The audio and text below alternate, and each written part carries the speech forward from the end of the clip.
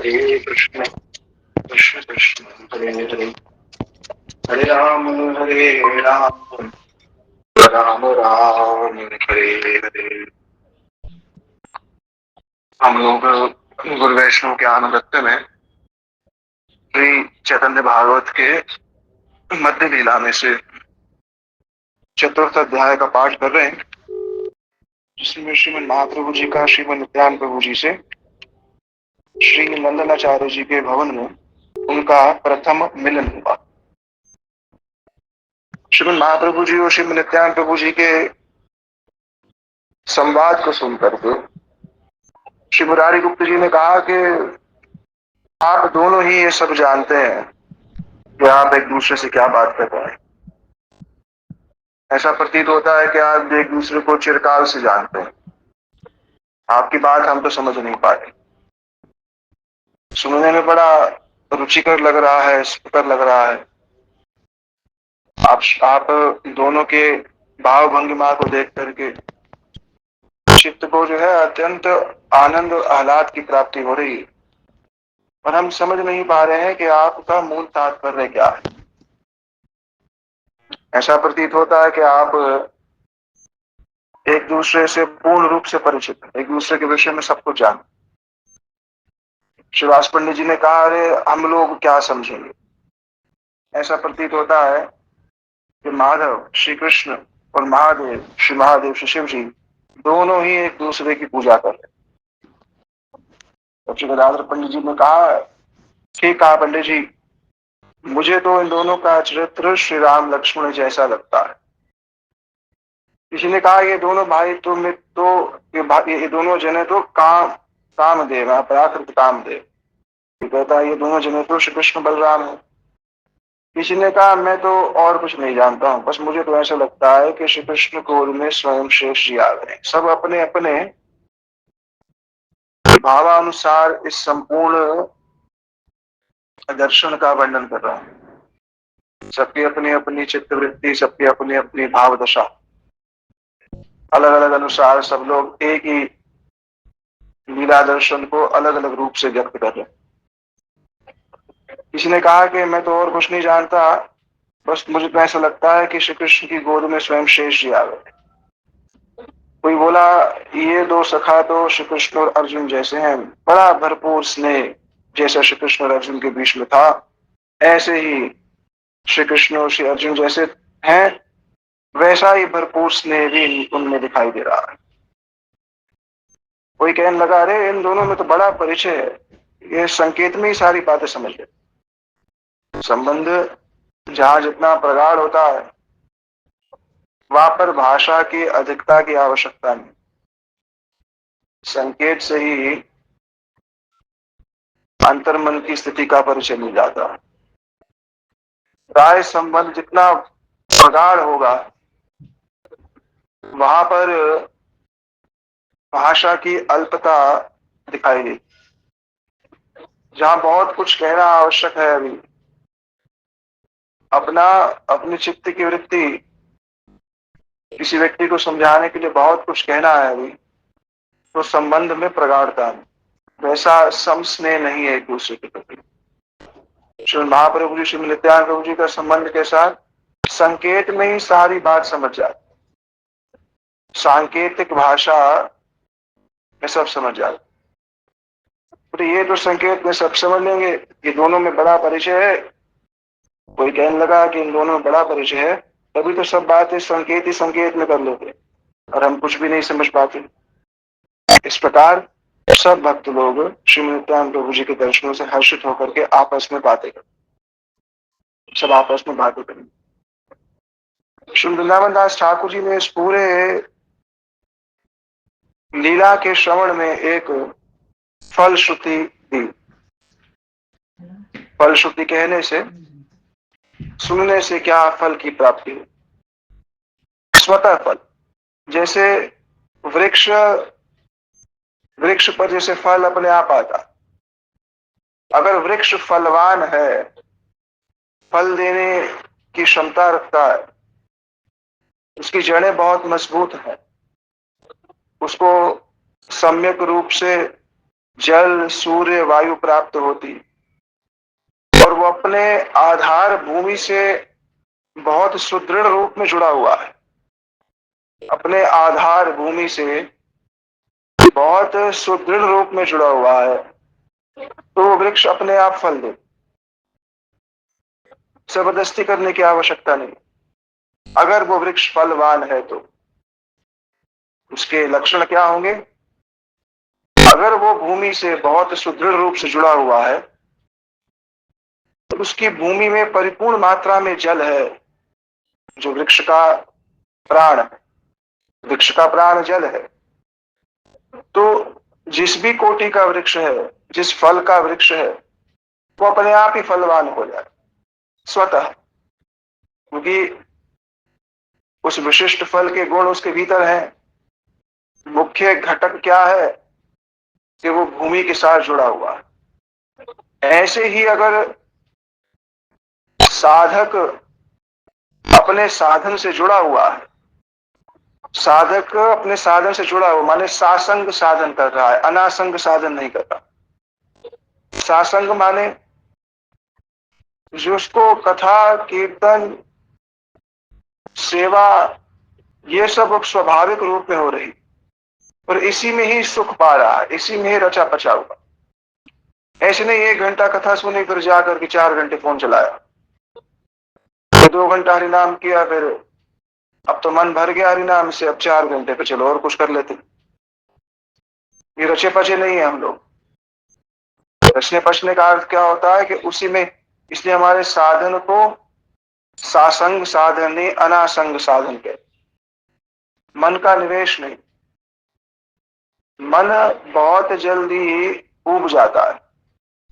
मन मन बहुत जल्दी उब जाता है। हमें लगता है कि नहीं मन नहीं उब रहा है, पर 2 ढाई 3 घंटे 2 घंटे नाम कर लिया, बस अब छोड़ा, चलो अब और नहीं कर सकता, बस हो गया। ये अनासंग साधन का प्रभाव है। और सासंग साधन क्या होता है?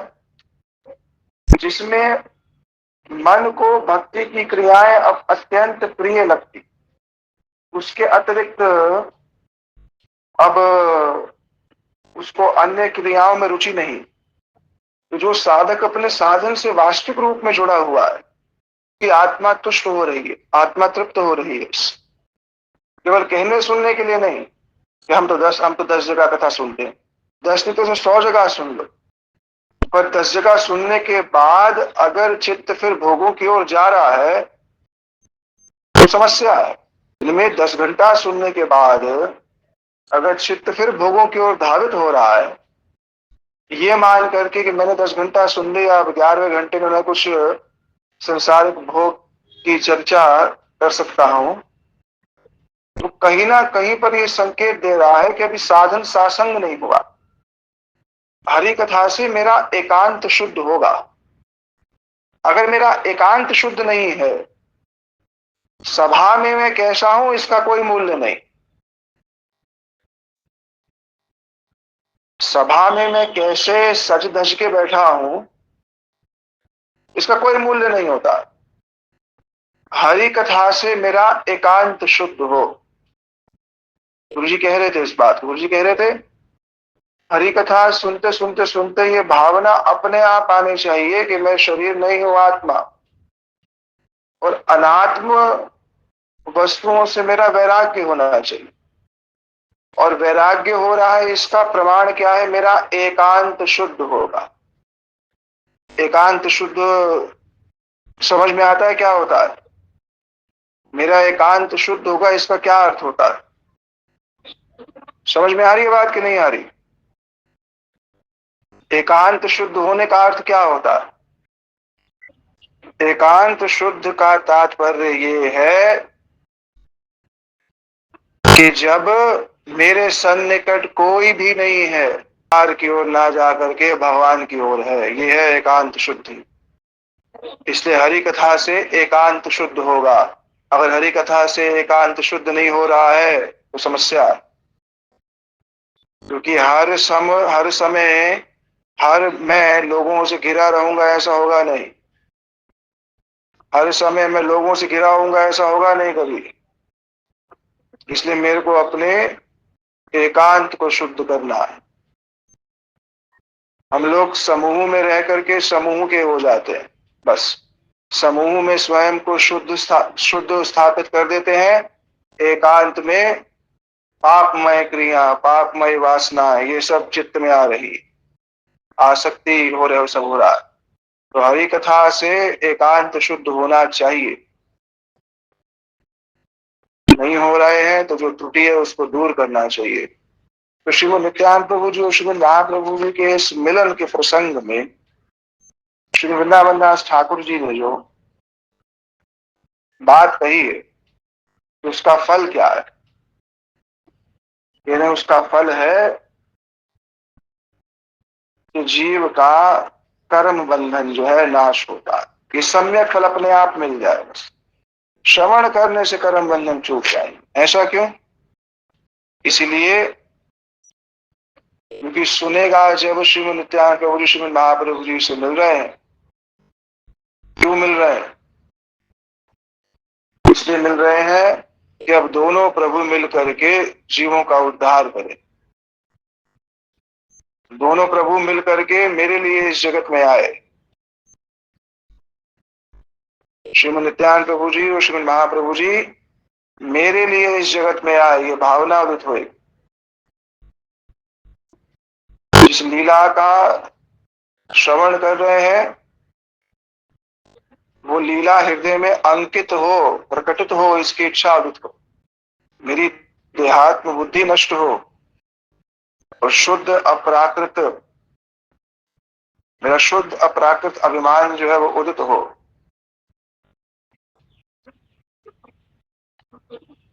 महाप्रभु जी के संगी, सखा, भाई, छत्र, शैया, वहन, ये सब नित्यानंद प्रभु जी, उनके बिना और कोई दूसरा नहीं। अपनी इच्छा से नाना रूप धारण करके प्रभु की सेवा करते हैं। और वो वे जिसको सेवा अधिकार देते हैं वही प्रभु की सेवा पा सकता है।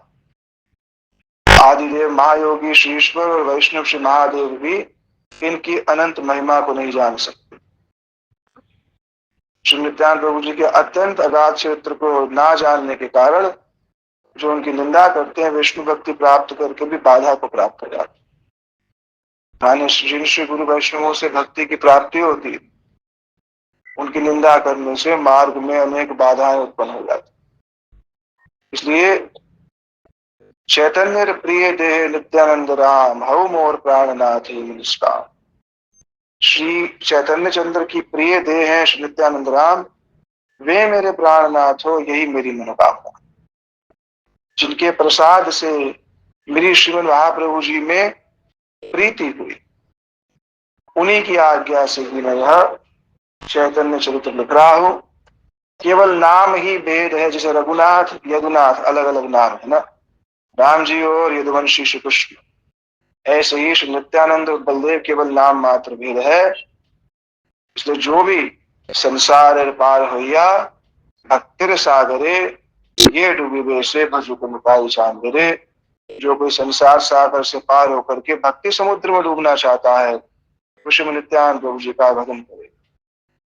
जो भी इस पूरे चरित्र को सुनेगा या कहेगा, जो कोई व्यक्ति प्रेम भक्ति पूर्वक इस महाप्रभु जी के श्री नित्यानंद प्रभु जी से मिलन को, चरित्र को गाएगा, उसको परिवार सहित विशंबर देव वरदान दे।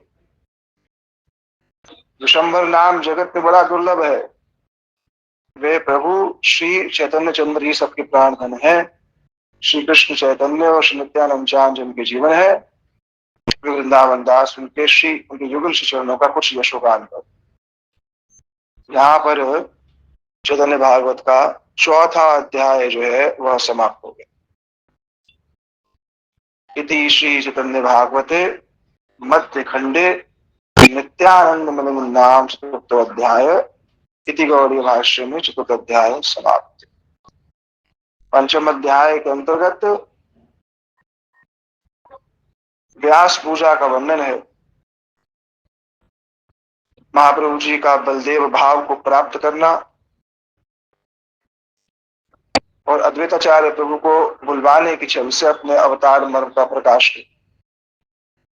इसी अगले अध्याय में श्री नित्यानंद प्रभु जी ने अपने हाथों से ही अपने दंड कमंडल को तोड़ना, श्रीवास के आचार्य नित्यानंद की व्यास पूजा लीला,